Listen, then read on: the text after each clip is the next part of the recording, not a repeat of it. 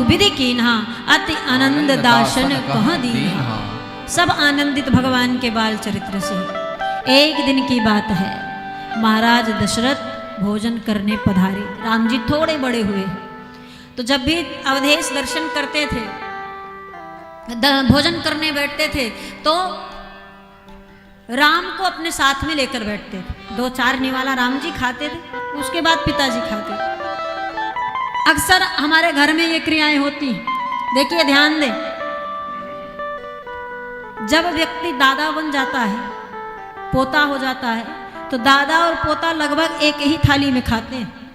बाप बेटा बहुत कम नजर आते हैं, लेकिन दादा पोता, दादा डिस्ट्रिक्ट का जज क्यों ना हो, हाई कोर्ट सुप्रीम कोर्ट का जज क्यों ना हो, लेकिन बेटे जब पोता मिलता है तो पोते के सामने घोड़ा बनना पड़ता है। वो सबका न्यायाधीश बनकर जो बैठा रहता है, वो बच्चे के सामने आकर के घोड़ा बनकर घूमता, बच्चा पीठ पर बैठकर चलाता है, चलो बाबा चलो। तो जगत में पिता और पुत्र का, दादा और पुत्र का ये ऐसा संबंध है महाराज, ये प्रेमवत संबंध है, प्रेम से परिपूर्ण संबंध है। तो दादा की थाली में बच्चे ज्यादा खाते मिलते, पिता के कम। लेकिन राम जी अपने पिताजी के साथ, दशरथ जी की मान्यता, राम जी खाएं फिर हम खाएं, और हम आप भी यही करते, पहले राम जी को भोग लगाते फिर हम पाते, यही दशरथ जी भी करते। अब दशरथ जी राम जी को बुलाने लगे, और राम जी चारों भाई और कुछ सखा मित्र गांव के आ गए थे, आंगन में खेल रहे थे। दशरथ जी बुलाने लगे, मन क्रम बचन अगोचर जो दशरथ जी विचर प्रभु सोई। दशरथ के आंगन में विचरण कर रहे हैं, आनंद हो रहा, चारों तरफ खूब आनंद ले रहे, खेल रहे हैं, अपने में मगन है खेलने में। इधर दशरथ जी भोजन करने बैठे तो बुलाने लगे, राघव आ जाओ। भोजन करत बोले जब राजा नहीं आवत तजी भाल समाजा। दशरथ जी भोजन कर रहे हैं, बार बार बुलाए जा रहे हैं राम जी, लेकिन राम जी नहीं आ रहे। दशरथ जी ने कहा, भोजन आरंभ कैसे करूं बिना राम के। कौशल्या जी से बोले, आपका लाला बड़ा ढिठाई करने लगा है, जाइए और जाकर के लेकर के आइए, उसके बाद भोजन लाइए। कौशल्या जी गई बुलाने। कौशल्या जब बोलन जाई, मुख प्रभु चले पराई। जैसे ही कौशल्या जी बुलाने गई, राम जी भागने लगे। अब राम आगे आगे भागे और कौशल्या पीछे पीछे। जोर जोर से राम जी हंस रहे, और जितने मित्र सखा और भाई हैं, बंधु हैं, सब खूब जोर जोर ताली बजा बजा करके बहुत अच्छा भागो राम कर रहे हैं। राम भाग रहे हैं और पीछे पीछे मैया खदेड़ रही, दौड़ रही है। राम भागे, माँ दौड़े, माताएं चली आई, कौशल्या जी के साथ साथ सुमित्रा कैकेयी भी दर्शन करने चली। हल्ला मचा था आंगन में, जोर जोर से शोर हो रहा था। और फिर उसके बाद दौड़ी दौड़ी महाराज दासियां चली आई। दशरथ जी भी बोले, पहले वो दृश्य देखूं, उसके बाद भोजन करूंगा। बच्चों की खेल को देखकर, बच्चों की प्रसन्नता देखकर, कहते हैं ना कि भूख प्यास सब खत्म हो जाती है। परिवार प्रसन्न दिख जावे, घर में लोग सदस्य प्रसन्न दिख जावे, तो व्यक्ति का भूख प्यास भी कितना भी थक कर आए रहे, थकान खत्म हो जाता है।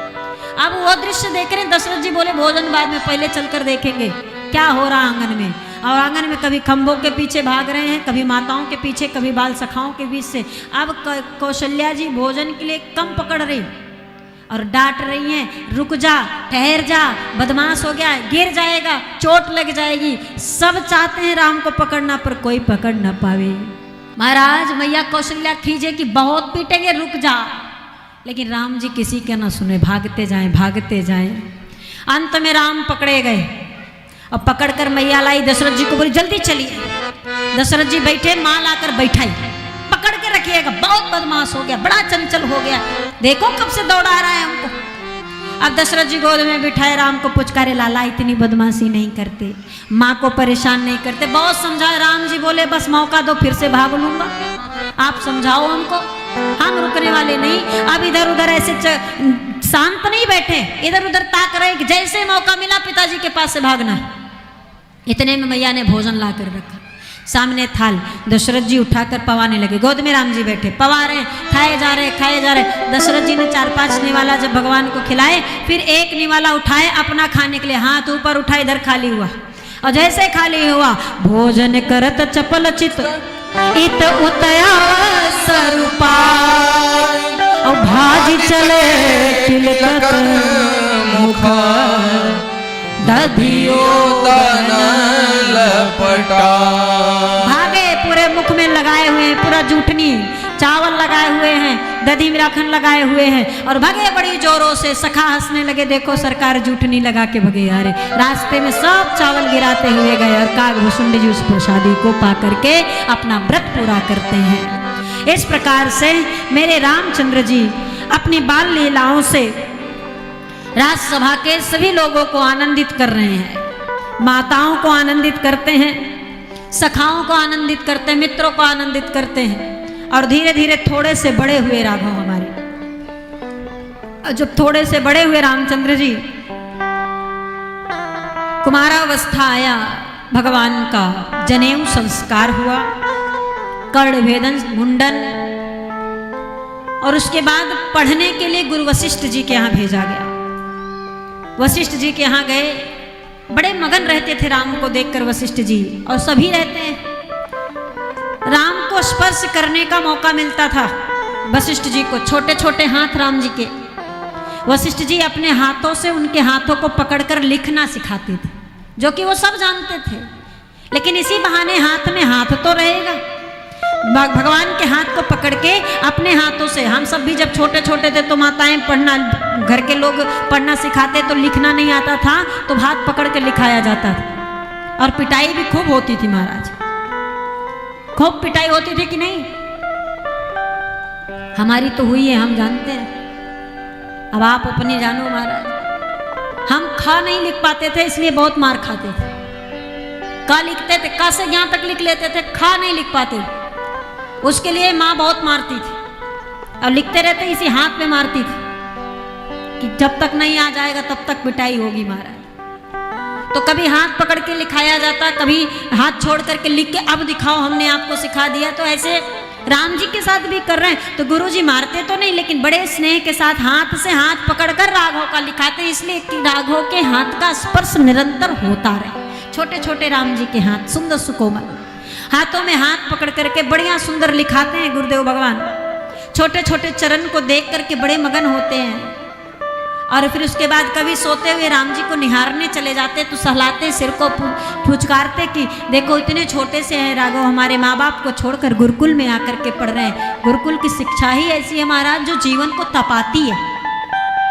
जैसे सोने को तपाकर आभूषण बनाया जाता है, वैसे सोने का टुकड़ा देखेंगे अच्छा नहीं लगेगा, लेकिन उसको तपा करके एक आकृति देने के बाद, एक आभूषण बन जाने के बाद वो बहुत सुंदर लगने लगता है।